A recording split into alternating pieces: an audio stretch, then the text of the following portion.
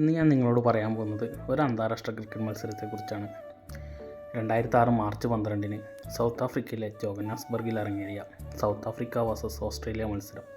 5 മത്സര പരമ്പരയിൽ 2-2 സമനിലയിലായതുകൊണ്ട് തന്നെ അവസാന മത്സരം ഒരു ഫൈനലിൻ്റെ ആവേശത്തിലായിരുന്നു. ടോസ് നേടിയ ക്യാപ്റ്റൻ റിക്കി പോണ്ടിങ് ആദ്യം ബാറ്റ് ചെയ്യാൻ തീരുമാനിക്കുന്നു.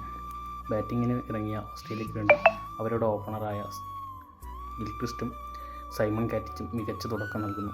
അതിനുശേഷം ആ ദൗത്യം ഏറ്റെടുത്തുകൊണ്ട് അവരുടെ ക്യാപ്റ്റൻ റിക്കി പോണ്ടിങ് മികച്ചൊരു ഇന്നിങ്സ് അന്ന് കാഴ്ചവെക്കുന്നു.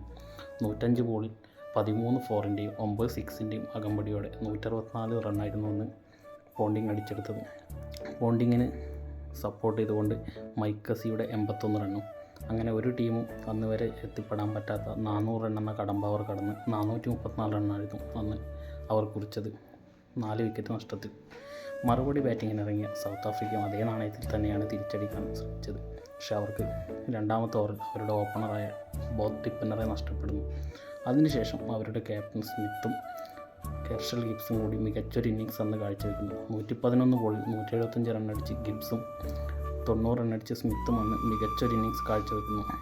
അവസാനം വാലറ്റത്തെ കൂട്ടുപിടിച്ച് അവരുടെ വിക്കറ്റ് കീപ്പറായ മാർക്ക് ബൗച്ചറിൻ്റെ ഒരു ദൗത്യം കൂടെ നടക്കുകയാണ്. 50 റണ്ണുമായി മാർക്ക് ബൗച്ചർ അന്ന് മത്സരത്തിൽ നോട്ട് ഔട്ട് ആകുകയായിരുന്നു. അങ്ങനെ അവസാനം സൗത്ത് ആഫ്രിക്ക ആ മാച്ച് 438 റണ്ണടിച്ച് വിജയിക്കുകയാണ്, ഒരു വിക്കറ്റ് ബാക്കി നിൽക്കെ. അന്ന് ആ മത്സരത്തിൽ 2 മാൻ ഓഫ് ദ മാച്ചുകൾ പിറന്നു. ഓസ്ട്രേലിയയുടെ ക്യാപ്റ്റൻ റിക്കി പോണ്ടിങ്ങും സൗത്ത് ആഫ്രിക്കയുടെ ഗിബ്സും ആ മത്സരത്തിലെ മാൻ ഓഫ് ദ സീരീസായി ഷോൺ പൊള്ളോക്കും തിരഞ്ഞെടുക്കുന്നു.